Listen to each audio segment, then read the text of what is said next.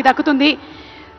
So Mani Ratnam గారికి మరొకసారి శుభాకాంక్షలు తెలియచెప్తూ next BN Reddy film award దిగ్గజ దర్శకులు బిఎన్ రెడ్డి గారు మల్లీశ్వరి అలాగే రంగుల రత్నం వంటి అద్భుతమైనటువంటి చిత్రాల్ని అందించారు.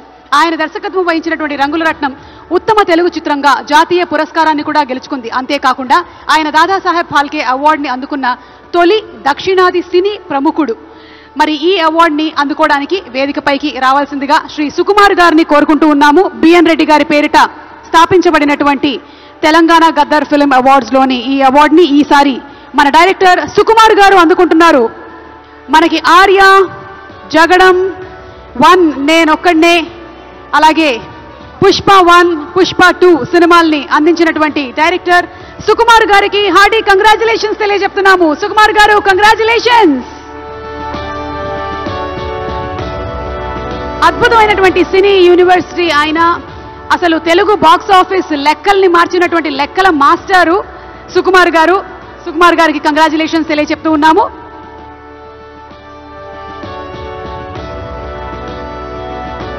₹10 లక్షల క్యాష్ ప్రైజ్ అలాగే ప్రశంసా పత్రము అండ్ మొమెంటోని అందుకుంటున్నారు.